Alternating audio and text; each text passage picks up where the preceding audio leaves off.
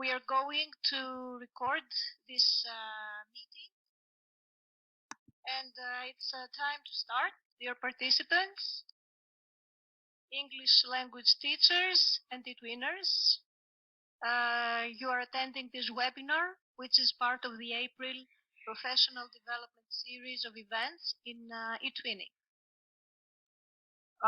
We hope that you and your beloved ones are all healthy. Our thoughts are with you, especially those who are currently suffering the most. The recent weeks have been very challenging for all of us, as the coronavirus pandemic has been spreading across Europe. From school closures and home confinement to travel bans, countries and municipalities are ramping up efforts to slow the spread of the novel coronavirus. For education and training, the ramifications have resulted in a record number of children, youth, and adults not attending schools or universities. UNESCO estimates that as of the 7th of April 2020, 188 countries across the globe have closed schools nationwide, impacting over 1.5 billion children and youth, which accounts for 91% of the world's student population. In this respect, the ESL e-twinning group has decided to organize this webinar so that different perspectives on education and learning in the time of coronavirus in different EU countries are in the spotlight. I would like to thank the 10 presenters from the 10 different countries, and we are going regarding the tools, but mostly on how to use them creatively. Thank you. Patrizia? Patrizia from Italy. I'm here.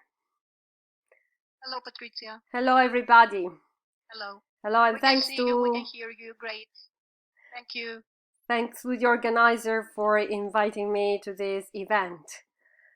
Schools in Italy have been closed since March the 5th, and they won't reopen until the beginning of the new school year in September.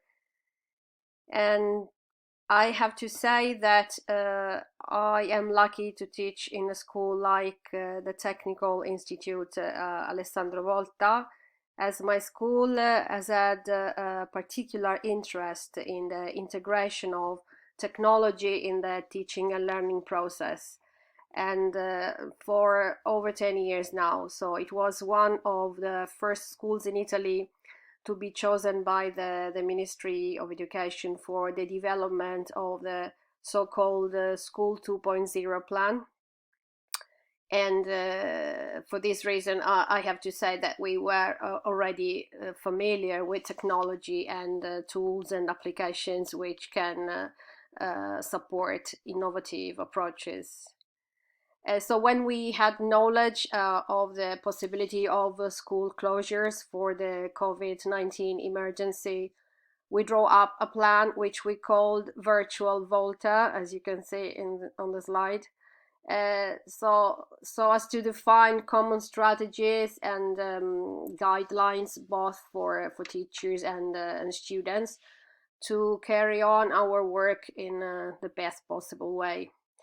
We have a page on our website which is called Virtual Volta, and here we post tutorials for the use of video conferencing tools, guidelines for activities, or behavior code for students during online meetings, and other resources. We also have an e-learning platform, Moodle, and which we already use to create online courses for students, and now of course we have further implemented it. We use it together with the electronic register, where we mostly use the agenda to schedule and balance activities between the various subjects during the week. We also use the test mode for quick tests for students, and the message service for communication with families. Some creative colleagues of mine had also the idea to launch a talent contest for students to create original products like videos or music or pieces of writing to show or to communicate their feelings and emotions in this emergency we are living. More than ever in this situation, it's very important to unite forces, and for this reason we created section in on Moodle to share resources, materials and expertise with colleagues of the English department, and of course with the groups that promptly were formed on eTwinning, both at national and international level. My strategy is to be interactive as much as possible, of course, with the students, and I try to balance both synchronous and asynchronous activities. So I see my students twice a week on online meetings, and then I screencast my lessons, which I can share and with them upload on Moodle platform for them to watch later. I must say that students really appreciate video conferences. They need to see one another and their teacher. It reassures them that you are there and you take care of them. Of course, now, as it was said before, it is a must to look for interactive applications which can enhance students' interactivity and participation, and offer the possibility to save results and give immediate feedback. Here you can see some of the applications that I use more often that I recommend. The first one is Nearpod. It works more or less like Hyperlink, the one that was described before, and it allows you to create presentations. You can upload also slides that you already have, all PowerPoints that you have, and in between the slides you can introduce a lot of different types of activities, and students can also draw. So it's very nice. And then I also use Actively Learn, and of course Quizlet and Kahoot, everybody knows them. Actively Learn is a very nice web application.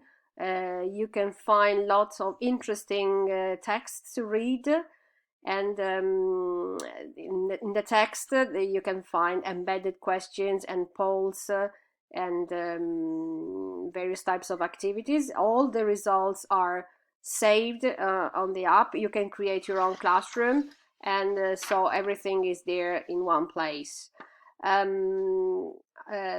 worksheets, I think learning apps are very common. Maybe PlayPosit is new to some of you. It's similar to another application which is called Edpuzzle, and basically it allows you to upload a video, one of your video, or a video that you can find on internet, and in the video you can put questions in the middle, in between, and students have to the video stops and students have to answer the questions, and their answers are, again, everything is saved on reports. ClassToolNets is a mine of ideas and activities. You can find inspiration for creation of games, quizzes, or any other kind of interactive activity. Now more than ever, it's very important that students are given the possibility to create, let's say, personal tasks and assignments, so to reduce the risk of cheating, of course. And for example, to assess their speaking skills, I asked them to create a video speaking test in which they had to talk about how they spend their time at home during this period. or to make them summarize the most important ideas of a topic that we have studied. I asked them to create an infographic, so they have to put a lot of creativity in creating different kinds of products. Of course, each product requires a targeted rubric, and this, no doubt, is a lot of work. Teachers are working more than ever in this situation, but I think this is our contribution to this horrible situation. And finally, let me finish with a message of hope. The drawing of the rainbows that Italian children are hanging out the windows and doors. It says andrà tutto bene, which means everything will be all right, and that's what we all hope. So thank you for your attention, and now I give the floor to the next presenter. Thank you.